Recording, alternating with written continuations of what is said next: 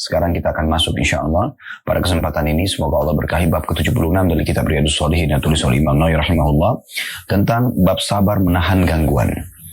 Nah teman-teman sekalian, ini juga termasuk salah satu ciri khas kita sebagai seorang muslim dan muslimah, mukmin dan mukminah.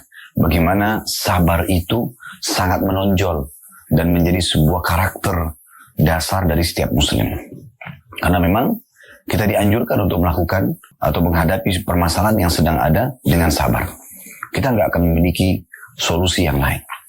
Kata Umar radhiyallahu anhu dalam pembukaan bahasan kita ini, siapa yang sedang melalui ujian, lalu kemudian dia bersabar, dalam arti kata menerima itu sebagai keputusan Allah, kemudian dia berinisiatif mencari jalan keluarnya, maka dia akan mendapatkan pahala, dia akan mudah melaluinya, dan dia akan mendapatkan jalan keluarnya. Namun kalau seseorang diuji oleh Allah Subhanahu Wa Taala kemudian dia tidak bersabar, nggak bisa menerima, berkeluh kesah sana sini, semua pihak yang dia bisa salahkan disalahkan, ya. Maka orang seperti ini akan mendapatkan dosa, sulit untuk melaluinya dan tidak menemukan jalan keluarnya. Yang mana Anda pilih? Toh juga ujian sedang datang. Misal contoh, Anda bangun tidur dalam kondisi sakit. Anda terima tidak terima, Anda sudah sakit. Anda keselio, Anda diganggu orang, terjebak di macet, atau apa saja. Semuanya sudah terjadi. Jadi pilihannya adalah sebagaimana kata Umar radhiyallahu anhu. Kalau Anda menerimanya sambil Anda berikhtiar mencari jalan keluar, bangun tidur sakit, oh Allah lagi uji saya. Kemudian ikhtiar minum obat ke dokter misalnya, istirahat, ya, maka selesai. Anda dapat pahala, Anda mudah melaluinya, dan juga Anda akan menemukan jalan keluarnya. Tapi kalau Anda sebaliknya tidak bisa menerima, berkeluh kesah, maka Anda akan berdosa. Karena seakan-akan memprotes keputusan sang pencipta Allah, Anda sulit melaluinya.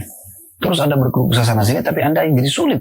Karena terbebani lagi dengan pikiran-pikiran, kenapa saya tertimpa ini? Bagaimana caranya supaya saya mendapatkan jalan keluarnya misalnya? Dia terbebani dan akhirnya sulit mendapatkan jalan keluarnya. Nah ini bab yang akan kita bahas teman-teman sekalian, sabar dalam menghadapi gangguan dan cobaan. Diangkat oleh Imam Nawawi rahimahullah mengangkat dalil pertama dalam bab ini adalah surah Al-Imran ayat 134. Ayat ini tentu tidak asing, sering kita bahas dan juga sudah dibahas di bab yang sebelumnya. Yaitu bunyinya wal 'afina 'anil nas wallahu yuhibbul muhsinin. Dan orang-orang yang suka memaafkan orang lain dan Allah mencintai orang-orang yang berbuat kebaikan. Bagaimana caranya memaafkan orang lain? Tentu hanya bisa bagi orang-orang yang sabar. Ini sudah kita singgung ya di bab 75 pada pertemuan yang lalu. Bagaimana beberapa hadis yang dibahas oleh Imam Nawawi rahimahullah, ya. Kalau saya ada 6 atau 7 hadis ya. Yang ini kalau saya tidak salah, sekitar begitu hadis yang kita bahas kemarin. Itu semuanya membahas tentang masalah bagaimana seseorang itu bisa legowo, memaafkan dan juga berpaling dari orang-orang bodoh. Ya sudah, jangan balas kebodohan dan kesalahan dengan kebodohan juga dan kesalahan, ya. Dan ayat ini menjelaskan kalau ada orang yang suka memaafkan orang lain karena sabarnya dia, maka dia termasuk orang-orang yang muhsinin, orang yang berbuat baik, dan Allah suka dengan orang yang berbuat baik itu. Kemudian dalam firman Allah Subhanahu Wa Taala yang lain disebutkan dalam surah Asy-Syura ayat 43 yang berbunyi وَلَمَنْ صَبَرَ وَغَفَرَ إِنَّ ذَلِكَ لَمِنْ عَزْمِ الْأُمُورِ. Dan barang siapa yang bersabar juga memaafkan, maka sungguhnya yang demikian itu termasuk perbuatan yang mulia. Di sini dijelaskan dan siapa yang bersabar, artinya ujian akan datang dalam kehidupan kita. Ada saja orang yang tidak menyukai kita. Teman-teman sekalian, walaupun Anda berusaha menjadi orang yang paling santun, paling dermawan, paling berakhlak, ya, tetap saja akan datang orang-orang yang tidak menyukai Anda. Tidak akan mungkin orang semua mengacungkan jempol buat Anda. Pasti akan ada orang yang memberikan jempol bawah, bukan gacok ke atas tapi ke bawah. Saya pernah berbicara dengan Dr. Ziyad Abadi, hafizahullah, salah satu guru kami di Jordan. Nama ini sering saya sebutkan karena saya memang banyak bertanya pada beliau tentang hukum-hukum syar'i, dan beliau Masya Allah sangat cepat responnya. Saya mengatakan, ada apa sebenarnya Syekh? Saya panggil beliau Syekh. Waktu itu beliau sana datang ke Indonesia. Saya sudah coba menjadi pribadi yang baik. Artinya, saya tidak mengganggu orang lain, dan saya coba berusaha menyampaikan agama Allah ini dengan tidak menyinggung, tidak menyebutkan nama orang lain. Kalaupun ada satu keliruan, saya coba minta maaf. Itu pun kekeliruan di pandangan sebagian orang. Mungkin tidak semuanya juga saya pandang itu adalah sebuah kesalahan misalnya. Kalau mau kesalahan saya akuin misalnya. Tapi kenapa masih saja ada orang yang selalu mencari-cari kesalahan. Lalu dia tersenyum dan mengatakan kepada saya, Khalid, apa kau mau orang semuanya begini mana kamu? Tidak mungkin akan ada orang yang seperti ini. Subhanallah, jawaban ini saya pegangi sampai hari ini. Dan saya selalu mengajarkan jawaban seperti ini kepada siapapun yang saya temuin, yang saya bisa berbagi. Gitu kan. Di YouTube saja ada acungan jempol atas, ya, ada bawah. Dan subhanallah, sebagus apapun acara yang ada, seringkali masih ada saja orang yang mengacungkan jempol bawah. Ceramah, nasihat, kebaikan, mengajak orang ke agama Allah, ada yang mengacungkan jempol bawah. Saya pernah melihat tilawah Al-Quran Syekh Abdullah Juhani hafizahullah, salah satu imam haram yang sangat indah suaranya. Waktu itu saya lagi ingin mendengarkan ayat-ayat Al-Quran, melunakkan hati, ya. Maka pada saat saya dengar, saya ketik nama beliau, kemudian saya klik saja untuk saya dengarkan, tanpa saya perhatikan masalah jempolnya gitu. Tapi setelah selesai saya dengar 15-20 menit, subhanallah, saya tidak sengaja melihat acungan jempol itu. Ada yang acung jempol ke bawah. Kalau kita pikir-pikir, orang ini untuk apa datang mendengarkan Al-Quran, kemudian dia acung jempol ke bawah? Apa manfaatnya buat dia? Ya udah, dia cari cuplikan yang menurut dia baik. Dia mau nonton sesuatu yang buruk pun dalam pandangan agama itu hak dia. Dia akan tanggung sendiri dosanya. Tapi dia masuk ke channel Al-Quran, Imam Haram, yang tulus membaca ayat Al-Quran, lalu kemudian dia acungkan jempol ke bawah. Subhanallah, saya mengatakan maha suci Allah yang mendatangkan, ada saja ya ujian-ujian datang kepada seorang hamba, dan ada saja orang yang seperti ini. Jadi kalau datang ujian atau gangguan dari orang lain, maka Anda nikmati saja itu. Anggap itu adalah sebuah ujian dari Allah Subhanahu wa Ta'ala agar kita lebih dekat kepadanya, agar kita bisa meraih pahala sabar. Karena tidak mungkin kita mendapatkan pahala sabar kecuali dengan ujian. Ya. Kalau nggak ada ujian, kita nggak akan mendapatkan pahala sabar. Sementara Allah mengatakan dalam satu ayat dalam firman-Nya dalam Al-Quran, innama yuwaffas sabiruna ajrahum bighairi hisab. Sesungguhnya orang-orang sabar akan mendapatkan balasan tanpa ada hitungannya lagi. Sangat luar biasa gitu. Dan dalam sebuah riwayat sahih dikatakan, Nabi SAW bersabda, andai saja orang-orang yang orang-orang melihat pada hari kiamat, ya, andai saja orang-orang melihat pada hari kiamat bagaimana balasan terhadap orang-orang yang sabar selama di dunia, maka mereka itu berharap kembali ke dunia untuk digunting-gunting kulit mereka.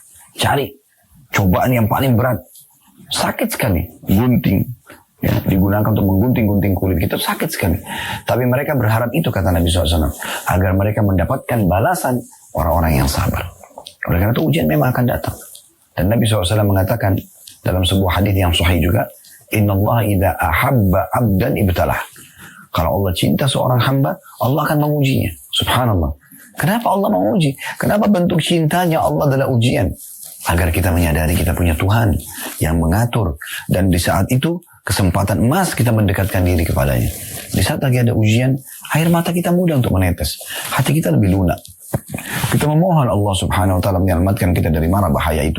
Gangguan orang kah, gangguan hewan kah, ya, fenomena alam kah, bencana. Jadi, kesempatan emas untuk dekat kepada Allah Subhanahu wa Ta'ala. Sisi yang lain, Anda sedang meringkas umur Anda di atas ketaatan kepada Allah Subhanahu wa Ta'ala. Kalau ujian sedang datang, ada sedikit saja keimanan dalam hati, itu tidak akan pernah membuat kita dengan keimanan itu untuk terjerumus dalam dosa.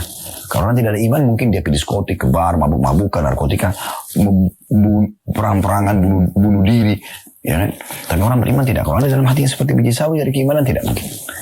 Dia pasti justru akan lebih lunak dan lebih tunduk kepada Tuhannya Allah Subhanahu wa Ta'ala. Anda akan gunakan waktu Anda itu untuk ibadah kepada Allah. Yang mungkin Anda tidak pernah sholat malam, Anda dia sholat malam. Anda nggak pernah berdoa, khusyuk, sekarang Anda khusyuk dalam berdoa. Jadi, memang itu luar biasa hikmahnya gitu kan. Kita jadi tahu kita punya Tuhan, jadi kita juga ya meringkas umur kita di atas ketaatan kepadanya. Belum lagi kita akan mendapatkan balasan-balasan pahala yang sangat besar sebagaimana saya katakan tadi. Jadi, sabar itu adalah sebuah ibadah yang harus Anda faham. Kalau orang mendapatkan ujian lalu kemudian dia tidak bersabar, malah dia keluh kesah, maka nggak ada faedah daripada ujian tersebut.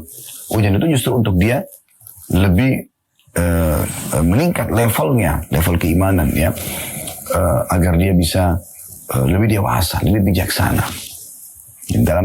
memecahkan permasalahan, karena emosional dan keluh kesah ini tidak akan memberikan solusi, tidak akan memberikan solusi sama sekali.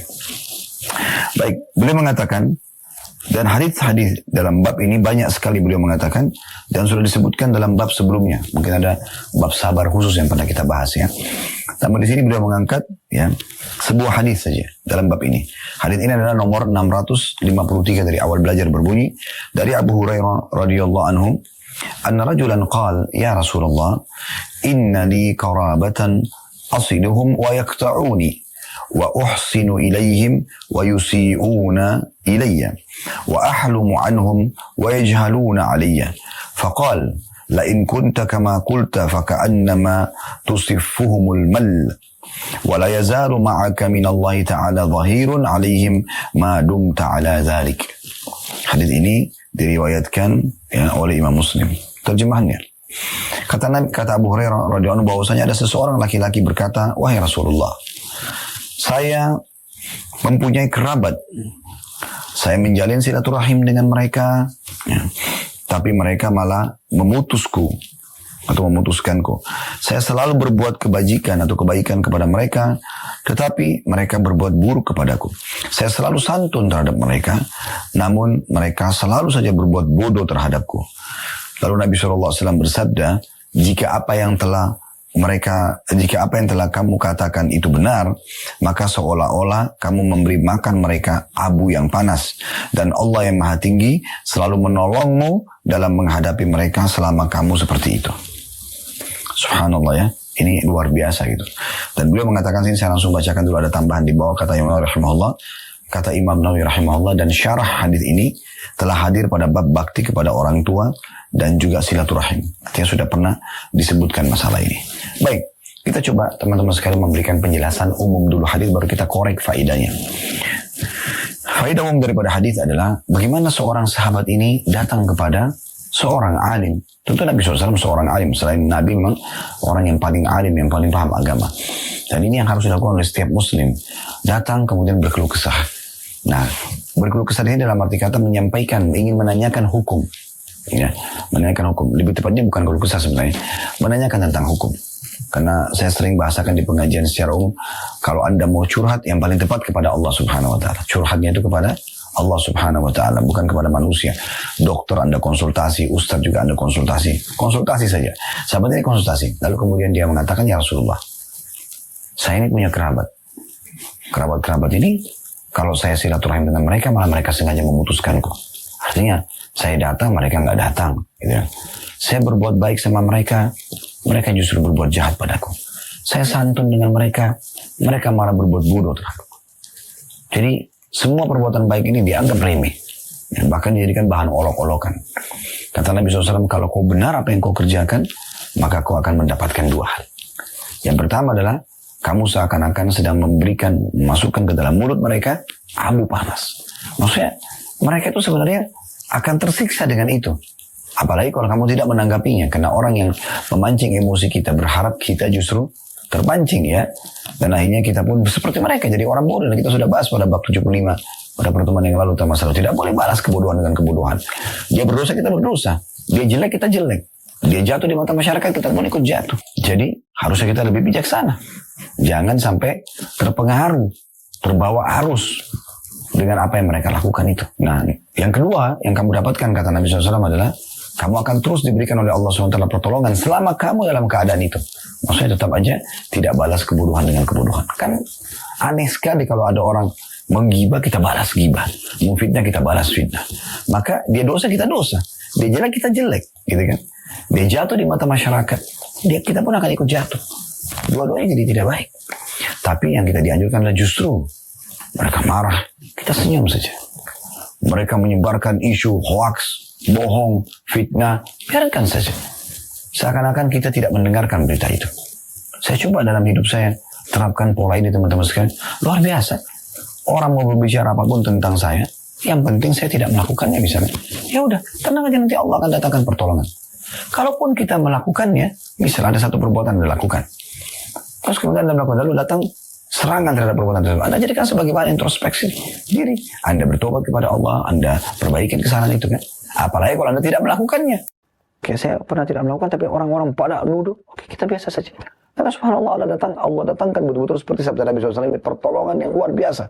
Ya, yang membuat akhirnya orang-orang itu justru dapat hidayah, gitu kan. Sering ada di pengajian datang mengatakan, Ustaz, saya mohon maaf, saya ini termasuk orang yang tidak menyukai Anda dulu, gitu. Saya termasuk orang yang dan itu, ya. Dan saya sekarang diberikan hidayah oleh Allah justru dari ceramah Ustaz, misalnya. Allah datangkan justru penyebab hidayahnya, ya. Jadi ini poin yang harus kita pegangi tentu dalam bab ini. Baik, kita coba ambil pelajaran pertama dari hadis, yaitu atau faedah pertama, pentingnya seseorang konsultasi kepada ahlinya, ya, supaya jawabannya tepat, seperti yang sahabat ini lakukan. Konsultasi pada Nabi SAW tentu yang paling tepat pada saat itu. Jadi tidak mengambil inisiatif sendiri, sehingga ada panduan dari agama Allah yang sampai kepada kita. Kemudian faedah kedua dari hadis adalah bagaimana seseorang itu dianjurkan tetap menjaga silaturahim, ya, menjaga hubungan baik dengan orang, dengan relasinya, walaupun mereka jahat. Kita jangan balas mereka dengan kejahatan. Biarkan saja nanti orang itu bisa memilih sendiri atau orang sekitar kita akan memilih dengan sendirinya. Dan ini mahal sekali ilmunya teman-teman sekalian. Ya, jangan balas kebodohan dengan kebodohan. Ingat, saya selalu ulangi ini dalam pengajian. Menuju ke akhirat teman-teman yang tentu kita semua pasti demi Allah akan menuju ke sana. Saya dan Anda akan meninggal satu saat nanti. Kita tidak tahu siapa yang duluan. Tapi kita akan menuju ke akhirat. Dan iman kita, rukun iman kita yang kelima, iman kepada hari kiamat. Dari mulai prosesi kematian sampai hari kebangkitan, sampai masuk surga atau masuk neraka. Ya. Ini harus kita yakini. Menuju ke akhirat, bawa dua hal. Bawa amal saleh dan teman saleh. Selalu sibuk. Dari amal saleh ke amal saleh yang lain. Selalu bersahabat, berinteraksi dengan orang-orang saleh. Yang mereka nanti bisa memberikan syafaat buat kita pada hari kiamat. Dalam sebuah riwayat disebutkan, Nabi SAW mengatakan akan ada orang di hari kiamat dikeluarkan dari neraka. Ahli neraka saling ngobrol satu sama yang lain. Ini apa yang mengeluarkan orang ini? Apakah ada amal soleh yang dikerjakan? Ya. Maka mereka mengatakan setahu kami tidak, setahu kita tidak ada. Mereka saling diskusi, bukan diskusi, saling ngobrol gitu ahli neraka. Heran kok bisa orang ini bisa selamat, padahal sudah dibakar di neraka. Maka akhirnya datang jawaban dari malaikat yang mengatakan, sesungguhnya dia punya teman orang saleh yang memberikan syafaat kepadanya. Maka dikeluarkan gara-gara pertolongan orang saleh itu. Dan ke akhirat, sebaliknya jangan bawa dua hal. Jangan bawa dosa, selalu bertobat. Nah, dosa kan memberatkan kita. Dan yang kedua, jangan bawa musuh. Ya. Sibuk terus saja buat masalah dengan orang. Kalau Anda digibah oleh orang lain, kalau Anda balas dengan gibah, ini secara hukum agamanya akan dilihat oleh Allah SWT pada hari kiamat nanti, apakah berimbang atau tidak. Kalau berimbang gibah dia sama gibah Anda, maka balance. Ya. Tapi kalau balasan Anda lebih sedikit daripada perbuatan dia, maka Anda akan dapat selisihnya dalam bentuk pahala. Kalau perbuatan Anda, balasan Anda lebih besar daripada perbuatan dia, misalnya dia gibah tapi Anda balas dengan membunuh misalnya, maka dia justru akan mendapatkan balasan imbalan selisih daripada kejahatan Anda lakukan. Coba bayangkan, lalu untuk apa kita membalas orang lain? Untuk apa kita ikut-ikutan bodoh? Ini sudah kita singgung pada bab yang lalu, lengkap sekali tentang masalah bagaimana seseorang itu berlapang dada, memaafkan, dan berpaling dari perbuatan orang-orang bodoh. Faedah ketiga dari hadis yang kita ambil adalah bagaimana orang-orang yang berbuat kejahatan, memutus silaturahim, selalu sibuk bangun tidur memikirkan bagaimana menyalahkan orang lain, menggibah orang lain, memfitnah orang lain, memukul orang lain, menipu orang lain. Itu aja kesibukannya. Maka orang-orang seperti ini, itu dia akan terkalahkan dengan perbuatannya. Allah akan bongkar aib-aib dia. Dalam hadis ini disebutkan, kalau si fulan tadi yang datang bertanya kepada Nabi SAW ini bersabar, tetap santun dengan silaturahmi dengan kerabatnya yang memutus hubungan dengan dia, berbuat jahat dengan dia, justru dia akan selalu mendapatkan pertolongan. Maknanya apa? Yang berbuat kejahatan akan terkalahkan. Ya. Allah menyebutkan dalam firman-Nya, wa qul ja'al haqq wa zahaqal batil innal batila kana zahuqa. Katakanlah kalau kebenaran itu datang maka akan mengalahkan yang batil, karena batil itu pasti akan hilang. Ya mungkin tidak. Lagian juga teman-teman sekalian, untuk apa kita menjadi orang yang buruk? Saya masih kadang-kadang bingung melihat ada orang yang mau menjerumuskan dia menjadi orang yang buruk. Dia suka gosipin orang, suka pukul orang, suka menipu orang, suka menyerang orang. Untuk apa? Manfaatnya buat dia apa? Kenapa nggak enak-enak aja? Makan, tidur, jadi orang baik saja. senyum, kan enak. Dia bahagia, orang sekitarnya juga menyukainya, Allah pun menyukainya. Di dunia dia bahagia, di akhirat dia bahagia. Daripada Anda bangun tidur, cuma tahu emosional, cari kesalahan orang, bagaimana menipu orang, ini semua bagaimana menjatuhkan orang lain, karena dianggap saingannya. Maka Anda hidup tidak tenang. Anda sendiri tidak bahagia, orang lain tidak menyukai Anda, Allah pun tidak menyukai Anda. Malah bisa berdosa. Nah ini poin yang harus digarisbawahi, ini faedah daripada hadisnya. Karena di bab ini hanya ada sebuah hadis saja, kita akan coba lebih panjang lebar menjelaskan tentang masalah sabar itu sendiri. Baik, teman-teman sekalian, kalau seandainya sedang ada musibah yang datang, cobaan yang datang, maka kita jadikan poin pertama. Ini kiat-kiat untuk menghadapi permasalahan. Poin pertama, introspeksi diri. Muhasabah. Bukan sibuk menyalah-nyalahkan orang. Walaupun saya benar, walaupun Anda benar. Kita introspeksi diri. Sebagian salaf, ya ulama-ulama dulu, dari sahabat, dari tabi'in, yang memang mereka memahami agama ini dengan benar, sesuai dengan wahyunya, Al-Quran dan Sunnah, ya panduan dari wahyu. Maka mereka itu, kalau sampai jalan dan kakinya kesentuh batu saja, maka mereka mengucapkan inna lillahi wa inna ilaihi raji'un. Lalu mereka introspeksi diri. Ada di antara mereka yang kalau kecium bau busuk saja, dia lewat di sebuah tempat, mungkin di situ ada sampah, tapi cium bau busuk, mereka langsung introspeksi diri. Ada apa ini? Disebutkan dalam Al-Quran, Nabi Daud alaihissalam, Allah sengaja lemparkan bangkai di depan singgasananya, langsung beliau sujud, tidak mau angkat sampai datang wahyu menjelaskan apakah beliau salah atau tidak. Dan turun firman Allah SWT tentang kami mengujimu hai Daud. Jadi introspeksi diri. Apapun yang mengganggu kita, langsung introspeksi diri. Ada apa ini? Ada kesalahan apa? Itu yang paling tepat. Yang kedua teman-teman, yang Anda bisa lakukan, jangan lupa ucapkan kalimat istirja. Istirja, inna lillahi wa inna ilaihi raji'un. Kami milik Allah dan kami akan kembali kepada Allah. Allahumma ajurni fi musibati wa akhluf li khairan minha. Ya Allah, berikanlah aku pahala dalam musibahku ini dan gantikan aku yang lebih baik. Ini hadis yang masyhur, hadis Ummu Salamah radhiyallahu anha. Saya bacakan bahwasanya Ummu Salamah, istri Nabi SAW berkata, saya mendengarkan Rasulullah SAW bersabda, "Ma min abdin tusibuhu musibatun, fayaqulu inna lillahi wa inna ilaihi raji'un." Tidak ada seorang hamba ya yang tertimpa satu musibah, kemudian dia mengucapkan, kami milik Allah, kami akan kembali kepada Allah. Allahumma ajurni atau ujurni ya.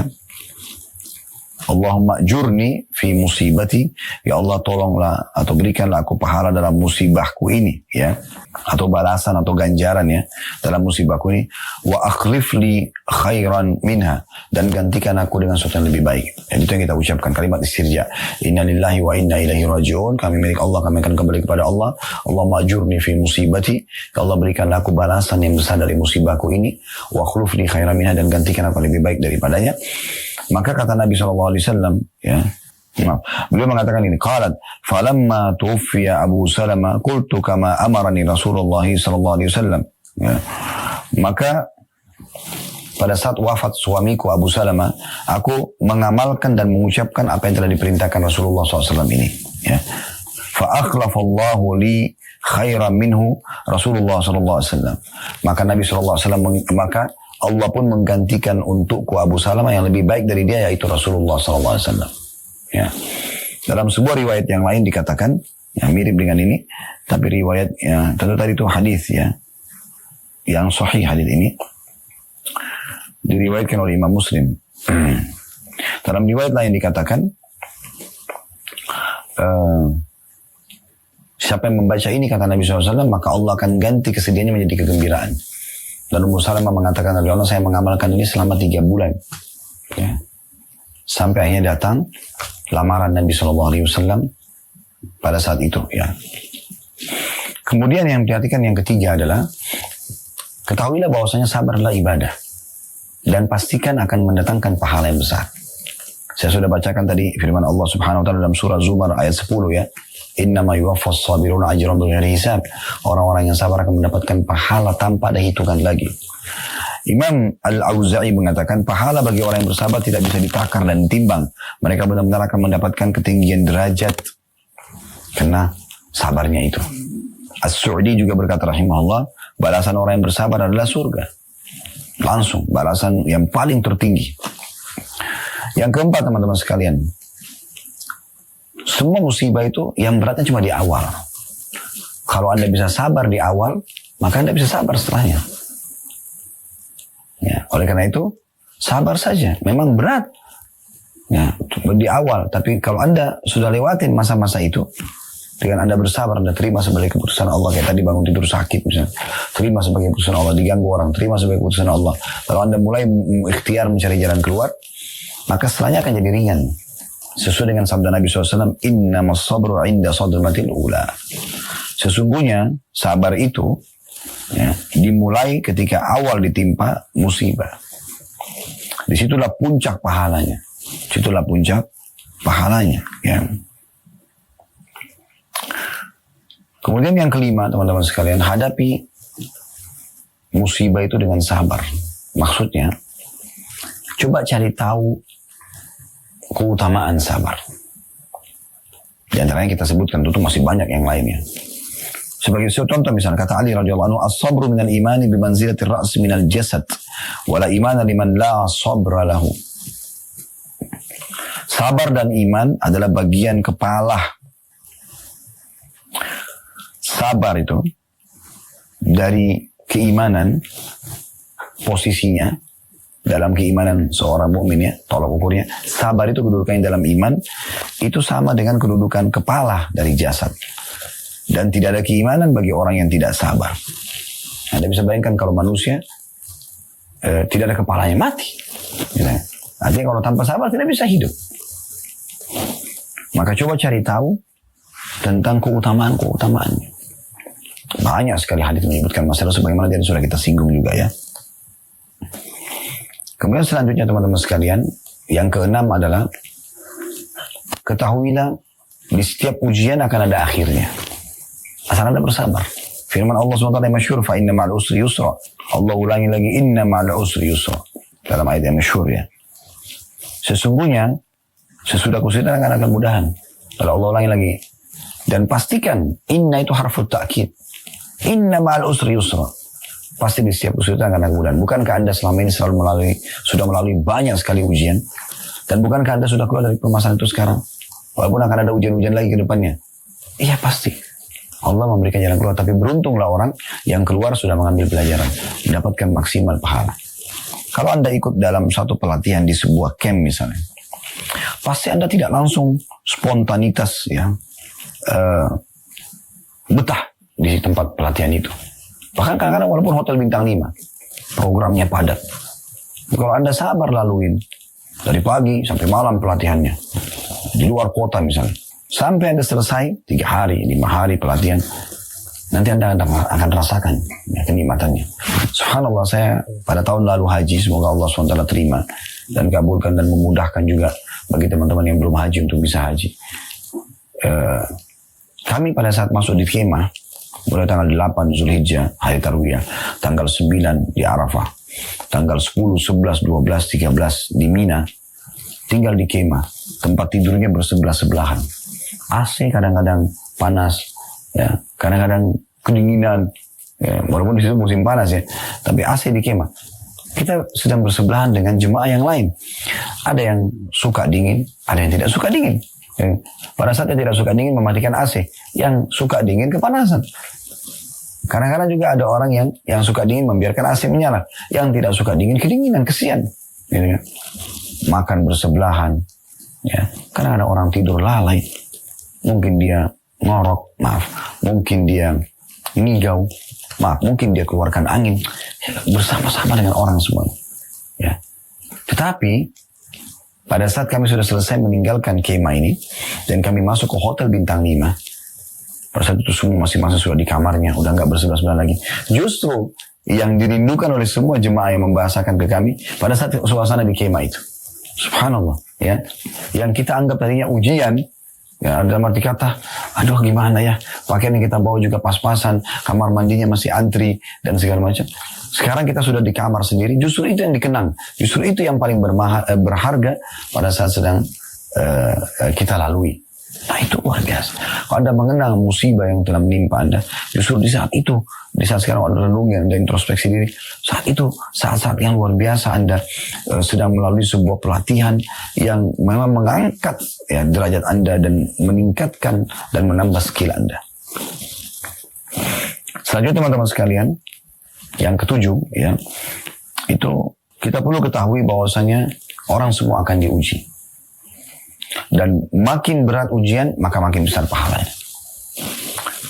Yang sangat masyhur hadis di mana ada seorang sahabat mengatakan, ya Rasulullah, ayyun nasi asyaddu bala'an. Wahai Rasulullah, siapa yang paling berat ujiannya? Qala sallallahu alaihi wasallam, al-anbiya'u thumma al-amsal fal-amsal. Para nabi-nabi. Para nabi-nabi utusan Allah. Itu yang paling berat ujiannya. Ya. Agar kenapa mereka kembali kepada Tuhan mereka selalu. Mereka memohon kepada Allah SWT. Allah berikan kemenangan-kemenangan yang akhirnya dia lihat depan matanya. Tanda-tanda kebesaran Allah.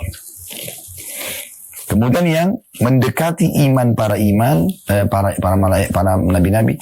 Dan selanjutnya juga orang yang mendekati iman-iman orang yang dekat dengan imannya para nabi-nabi tersebut. Fayubtala ar-rajulu ala hasba dinihi.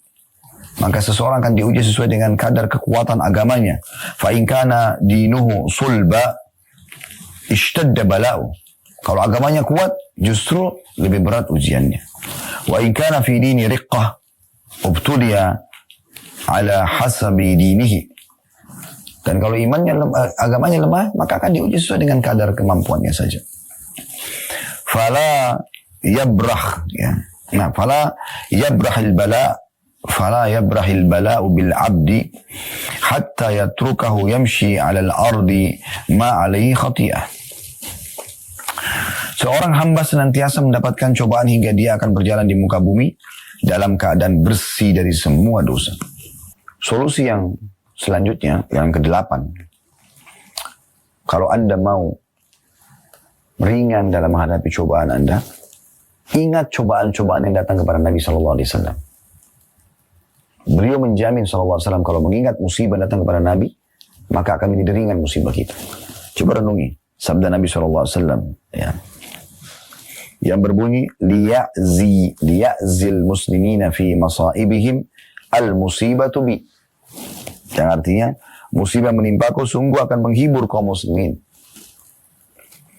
Dan dalam lafaz lain, man azamat musibatuhu falyadhkur musibati. Siapa yang telah merasa berat dengan musibahnya, ingat musibah yang menimpaku. Fa innaha satahawwanu alaihi musibatahu. Karena sungguhnya itu pasti akan meringankan musibahnya. Mungkin ada bertanya, musibah apa Ustaz yang menimpa Nabi SAW? Sederhana sekali jawabannya. Beliau orang mulia di kaumnya di Mekah.